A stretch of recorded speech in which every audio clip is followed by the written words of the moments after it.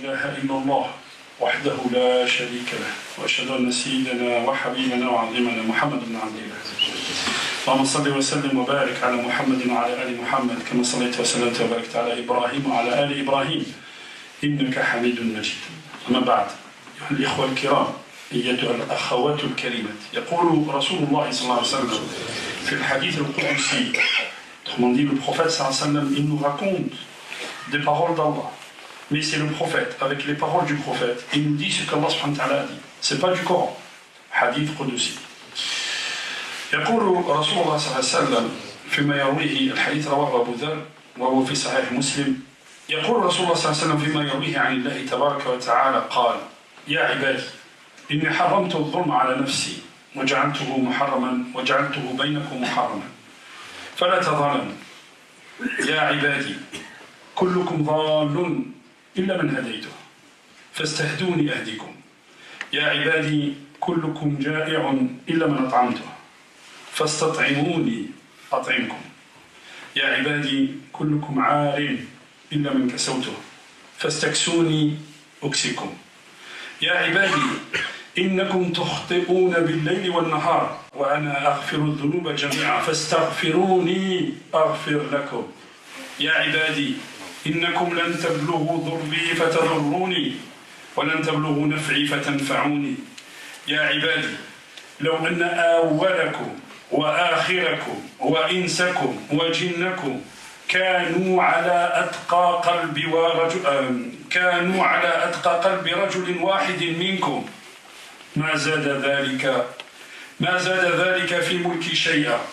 يا عبادي لو أن أولكم وآخركم وإنسكم وجنكم كانوا على أفجر قلب رجل واحد ما نقص ذلك من ملكي شيئا. يا عبادي لو أن أولكم وآخركم وإنسكم وجنكم قاموا في صعيد واحد فسألوني فأعطيت كل إنسان مسألته ما نقص ذلك من ملكي مما عندي إلا كما ينقص المخيط إذا أدخل البحر. يا عبادي إنما هي أعمالكم أحصيها لكم ثم أوفيكم إياها فمن وجد خيرا فليحمد الله ومن وجد غير ذلك فلا يلومن إلا نفسه. رواه Muslim. Allah subhanahu wa ta'ala, il dit dans un hadith rapporté que le prophète sallallahu alayhi wa sallam nous dit, en rapportant ces paroles d'Allah subhanahu wa ta'ala, il dit: ô mes serviteurs, je me suis interdit la justice. Allah il s'est interdit la justice à lui-même et je vous interdis de la pratiquer. Ne soyez donc pas injustes les uns envers les autres. Ô mes serviteurs, chacun de vous est égaré, sauf celui que j'ai guidé. Alors demandez-moi la guidance et je vous guiderai. Ô mes serviteurs, chacun de vous est affamé, sauf celui que j'ai nourri. Demandez-moi donc la subsistance et je vous l'accorderai. Ô mes serviteurs, chacun de vous est déshabillé, sauf celui que j'ai habillé. Demandez-moi de vous vêtir et je vous habillerai. Ô mes serviteurs, vous péchez jour et nuit, et c'est moi, Allah subhanahu wa ta'ala, qui pardonne tous les péchés. Demandez-moi pardon et je vous pardonnerai. Ô mes serviteurs, vous n'arrivez jamais à me nuire ou à m'être utile si vous cherchez à le faire. Ô mes serviteurs, c'est tous les hommes sur terre. Alors écoutez bien, frère, c'est tous les hommes sur terre. Et tous les djinns étaient aussi pieux que l'un des hommes qui est le plus pieux sur terre. Cela n'ajouterait rien à mon royaume. Ô mes serviteurs, c'est tous les hommes et tous les djinns étaient aussi pervers que celui d'entre vous, le plus pervers des hommes, le plus pervers des cœurs, ayant le cœur le plus pervers. Cela ne diminuerait rien de mon royaume. Ô mes serviteurs, si les premiers et les derniers des hommes, des djinns, s'étaient réunis sur un seul terrain, un seul tertre, pour me présenter leurs requêtes, et que j'ai donné à chacun d'eux sa demande, allez imaginer, tous les hommes, tous les djinns, toutes les créatures, se mettent sur un seul terrain comme ça et demandent une requête à Allah subhanahu wa ta'ala. Ils donneraient à chacun ce qu'il demande. Cela ne pourrait amoindrir en rien ma propriété, pas plus que l'aiguille qui n'entre dans un océan. Et qu'est-ce qu'elle retire de l'océan? Ô mes serviteurs, ce sont donc vos œuvres. Ce sont donc vos œuvres que je vous recense et pour lesquelles je vous rétribue, ou je vous rétribuerai. Celui qui trouve du bien, qu'il dise louange à Allah, alhamdulillah, et celui qui trouve autre chose, qu'il ne se prenne qu'à lui-même. Hadith rawahu Muslim. Ayyuha al-ikhwa, on ne va pas s'attarder sur le long hadith, mais je pense que tout le monde a compris le sens du hadith. Je vais parler de la première et la dernière. La première phrase dans le hadith et la dernière phrase. Allah subhanahu wa ta'ala dit Ya ibadi inni haramtu adh-dhulma ala nafsi wa ja'altuhu baynakum muharraman fala tadhalamu. J'ai interdit l'iniquité, l'injustice à moi-même. Personne ne peut imaginer ce que c'est Allah. Personne. Wa ma qadarullahi haqqa qadrihi. Personne ne peut imaginer ce que c'est Allah. Allah subhanahu wa ta'ala, il prendra tout l'univers, tout ce qu'on peut imaginer. Imaginez tout l'univers. Du jour au lendemain, Allah subhanahu wa ta'ala, il effacera cet univers. Il ne représentera rien sur cet univers. Et il nous ressuscitera, il nous redonnera vie. Et on sera tous devant lui. Et Allah subhanahu wa ta'ala nous dit, ne soyez pas injustes envers vous-même. Ne soyez pas injustes envers les autres. Et comment on peut être injuste envers nous-mêmes? Et comment on peut être injuste envers les autres?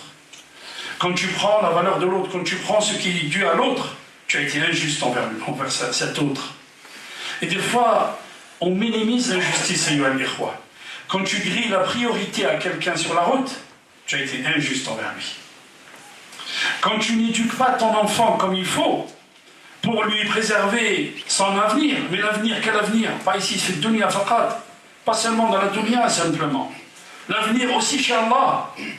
Quand tu ne réveilles pas ton fils pour le salat, tu as été injuste avec lui. Quand tu ne respectes pas tes parents, tu as été injuste envers eux. Avec tout ce qu'ils t'ont donné et que tu ne les respectes pas, tu as été injuste envers eux. Quand tu ne dépenses pas pour ton foyer, tu as été injuste avec le foyer. Quand tu désobéis à Allah, tu es injuste avec toi-même.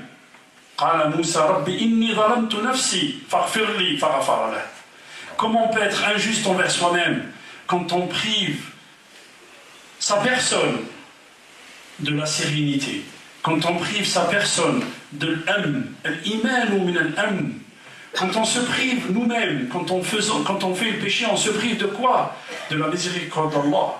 On se prive de cette sérénité qu'Allah il descend sur le cœur. On se prive du paradis qu'Allah subhanahu wa ta'ala réserve à ses serviteurs. Et c'est ça ce que ça veut dire être injuste envers soi-même. Mais regardez la fin du hadith. Allah subhanahu wa ta'ala il dit Innama hiya a'malukum. Ce sont vos œuvres que je recense pour vous. Celui qui trouve le bien le jour du jugement, il dit louange à Allah. Parce qu'Allah est à guider. Et celui qui trouve autre chose, il ne se prend qu'à lui-même. Maintenant, juste une chose, ayyuha al-ikhwa. Allah subhanahu wa ta'ala, parfois, il vous envoie un injuste et qui est terrible avec vous. Sachez que il faut savoir lire cette épreuve, toujours. Un alim, même Shafi'i, pour ne pas le citer, il disait un jour, il y a quelqu'un qui l'insultait. Il s'adresse à Allah, il ne s'adresse pas à la personne. Il va dire, Ya Rabbi, lawla dhunubi, si ce n'est mes péchés, quelqu'un comme lui, il n'aurait pas insulté ma personne. Mais bon. Allah subhanahu wa ta'ala, des fois, il te fait passer par une case d'injustice. Pourquoi? Pourquoi il te fait passer par une case d'injustice? Tu n'es pas un prophète. Donc Allah subhanahu wa ta'ala ne va pas nous montrer comment tu peux être devant l'épreuve. Tu n'es qu'un simple humain, je dirais. Nous ne sommes que des simples êtres humains serviteurs d'Allah.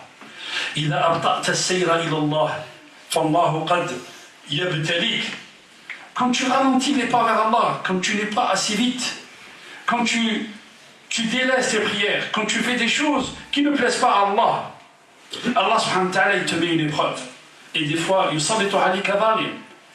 des fois, tu as un petit orgueil caché dans ton cœur. Allah subhanahu wa ta'ala te fait passer par la case de cet injuste pour que tu comprennes ce que c'est Allah subhanahu wa ta'ala. Mais maintenant, à nous d'être clean avec Allah subhanahu wa ta'ala, je dirais, mais surtout, à nous de ne pas être injustes. Et là, écoutez bien, Rasul sallallahu alayhi wa sallam nous dit ittaqu da'wat al-mazlum fa innaha laysa baynaha wa bayna Allahi hijab. Faites attention à l'invocation de celui à qui on a commis une injustice, même s'il ne croit pas en Dieu. Il n'y a pas de voile entre l'invocation à qui on a commis l'injustice, celui qui subit l'injustice, et Allah subhanahu wa ta'ala. Wallah subhanahu wa ta'ala yaqul la ansurannaka walau ba'da hin. Je te donnerai le pouvoir, j'invoquerai, je répondrai à ton invocation, ne serait-ce qu'après un moment. L'imam Ahmed, rahimahullah, l'imam Ahmed a subi une grande épreuve. L'épreuve était c'était une épreuve où Al-Mu'tazila, à l'époque, il y avait un courant dans l'islam qui est sorti, c'était le Mu'tazila. Il disait que le Coran a été créé par Allah. Or, le Coran, Kalamullah, c'est la parole de Dieu. Ce n'est pas une création d'Allah, c'est Allah qui parle. Et l'imam Ahmed dit non, le Coran, ghayr makhlouq. Les Mu'tazila sont arrivés au pouvoir. Il y avait Al-Mu'tasim billah, c'était les Abbasides à l'époque. Il avait un ministre, si vous voulez, qui s'appelle Ahmed ibn Rafir, je crois, et qui était très injuste avec l'imam Ahmed. Alors, il l'a frappé, il l'a mis en prison, il l'a traîné, il l'a fouetté. L'imam Ahmed, dans l'obscurité de sa cellule, il disait Allahumma ij'alhu, ya Rab, écoutez bien, Allahumma ij'alhu habsan fi badani. Allahumma ij'al badanahu habsahu. Yani, fait que son corps soit sa prison. Wa arihi hatta yatamanna al-maut wa la yarah. Allahu akbar. يقول المحدثون, les gens racontent que cet homme, à la fin de sa vie, il était hémiplégique. Et quand les gens venaient le voir, il dit qu'est-ce qui t'arrive? Il dit ma partie droite, elle est complètement immobilisée et complètement paralysée. Si vous me découpez avec les ciseaux, je ne sentirai rien. Et ma partie gauche, s'il y a une mouche qui se met dessus, on dirait qu'il y a une montagne dessus. Je souffre le martyre. Et je pense bien que c'est l'invocation de l'imam Ahmed qui m'a touché.